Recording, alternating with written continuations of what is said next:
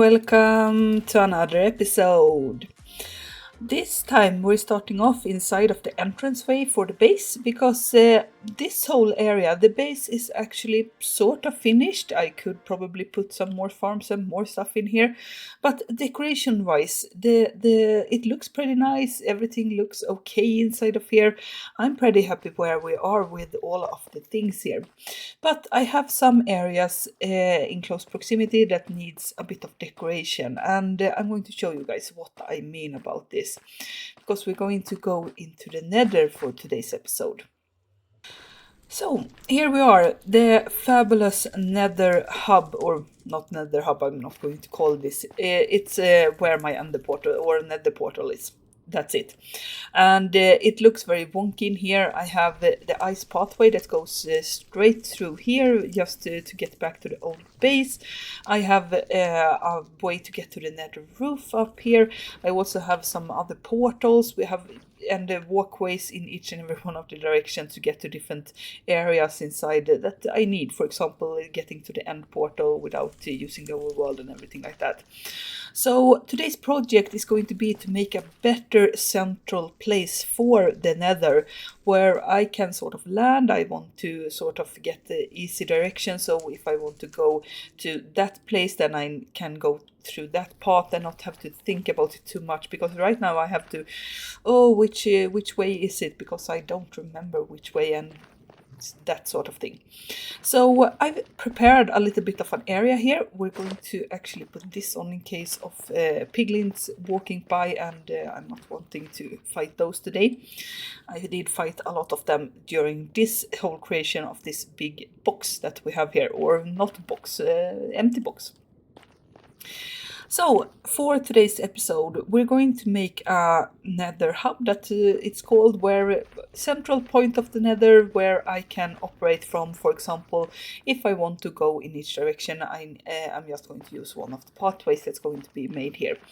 I'm of course going to connect the Nether hub to the ice pathway as well, so it's going to be easy to get back to the old base when that happens, because sometimes I need to go back there and get stuff or just look for something and that sort of thing.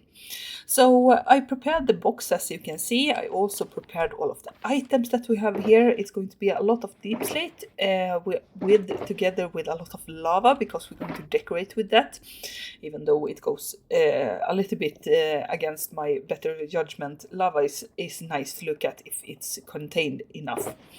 And together with some tuff as well, that you can see here. And then we're going to decorate a lot in red, orange and yellow, because I for once thought that maybe make the Nether hub into Nether colors. So it's going to take inspiration from that and then accent it with these tough bricks and everything like that, because it's going to fit in with the base.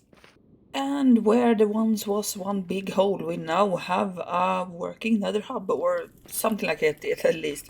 I'm not finished, but I wanted to bring you guys in on the whole thing here and show you the middle part of the Nether hub and talk about a little bit about the future of this project.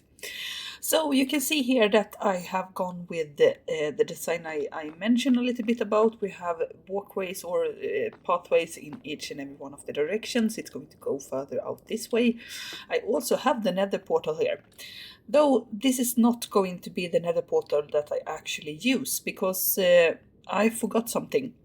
1 block in the Nether is 8 blocks in the overworld, and that sort of put a little bit of a damper in my plans, because I thought that these ones were pretty close to each other, which I could use a similar location to this portal in the overworld, just move it around a little bit. But it turns out that this portal is a couple of hundred blocks in wrong direction. I can't have the portal there. So this is just going to be a sort of dummy portal where it just looks cool. It's just going to be for looks, but I still feel like we can use it and make this look like the center area. So I know that this here is where my central things are going to go. I'm going to move and have a portal over here instead, so it's a bit closer to this one, I think, or something like that, and connect and everything like that. So just to get your heads up a little bit about the mistake I did and how we're going to fix it.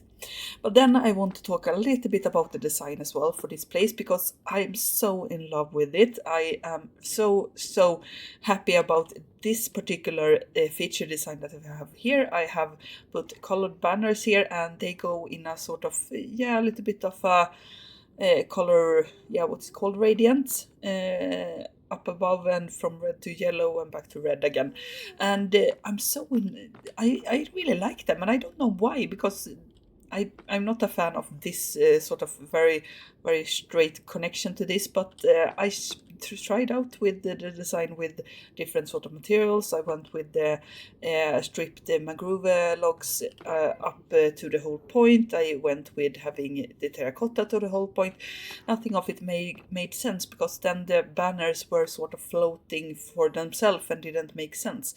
But with this sort of subtle little difference in color blocks behind the banners, it looks much more cohesive. So that's why I've gone with it, even though I'm not a fan of this part, but I really love the whole area and feeling of it, that we get this very nice warm feeling in here in the Nether. And then of course I've gone with a lot of lava, because I wanted to use some sort of light feature, and lava makes sense because we have the base filled with water, so this one was filled with lava instead, because we can't have water in the Nether. And then every lava thing is put behind these copper grates that we have here, looking very nicely as well. And I'm going to continue this design of the wall further out this part, and we're going to make some sort of central platform where I have my actual Nether portal. And then we're going to continue on and connect some of these pathways to different pathways I have, and we're going to sort of narrow them down. So as soon as I get to this part, it's going to get a very big and very large and very nicely. And then we're going to sort of make a bit narrower pathway, so it's not that hard to build, but also so I can get a feeling for when I closes in on different areas that I have. So we're going to use similar designs. And I'm also going to need to sort of look around and try and yeah, it's these parts, I think, both these blocks and these blocks. I have tried to make this as spawn proof as I can, but I realize now that I haven't gone for everything.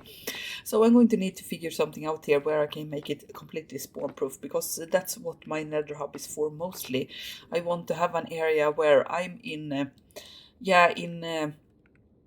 safe from all of the mobs in the Nether, and I can get to places safely and not have to deal with the mobs that spawn on different pathways and everything like this. So that's the Nether hub is for.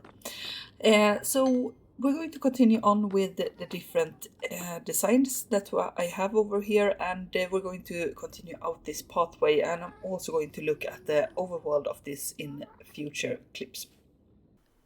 And now we're back here again in the base. Do you notice anything different?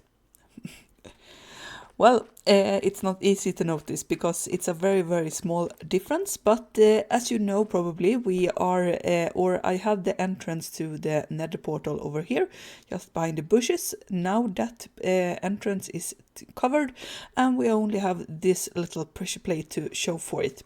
I decided to go for a flush door that I've done in the whole base, mostly for getting behind the scenes, and I did the same thing over here. So here you can see the overworld side of the portal. I did bring some of the elements from the Nether hub over here, so I used the same grates. I also used a similar design with these pillars, completely the same type of roof and everything like that. And the only thing I changed though is that we have lava flows inside the Nether, but I felt like it wouldn't make sense here. So instead I sort of made the opposite design, which is water instead. And that's also why all of the copper details are in the oxidized state and not the regular state. I'm just going to move out of here as well and show that I decided to go for having the door in the middle here because it made the most sense, and I am so going to need to get rid of that guy and have some sort of piglin, zombie piglin the turret inside of here, which they don't go outside here. But yeah, that's the overworld part of the Nether hub. Now I'm just going to show you the second part of it. Not much has changed over here. It's mostly the same. I've only made this sort of corridor a little bit longer, hitting the nether portal that I have over here, because like I said before, this nether portal is just a fake one because it doesn't connect to the portal in the overworld. So I had to change that up and change to a different location, and you can see here that there is our original portal. I'm going to get rid of that soon, and that is this portal is enough close by to actually get where we need to go. And right now I need to figure out how to get back, so we're going to do it like this, and one block got into the portal. We have to fix that, but yeah. So this is the progress so far. I have decided though that I'm going to continue on with the side corridors a little bit later on, not in today's episode, because I haven't actually figured out how I want to do this to look good yet. I have an idea in mind and I've tried some out, but I want to sort of narrow these corridors down so they are a little bit more manageable to build in a larger scale and on longer sort of distances that we have here in the Nether. I also need to in some way connect this to the ice pot that we have over here somewhere. Yeah, we can't see it from here, but the ice pot as well, so I can get back to the old base. But as of this right now, we have a working Nether hub, which the central point here is going to be, where I can go out into the Nether in very peaceful times, because this is completely spawn proof and I'm so happy about it. And also get into the different parts of the Nether and use it as transportation that I want to use it for. I hope that you have enjoyed this episode. If you did, consider leaving a like, maybe leave a comment on the episode and tell me what you liked about it. Don't forget to subscribe so you don't miss future episodes. We'll see each other. Goodbye.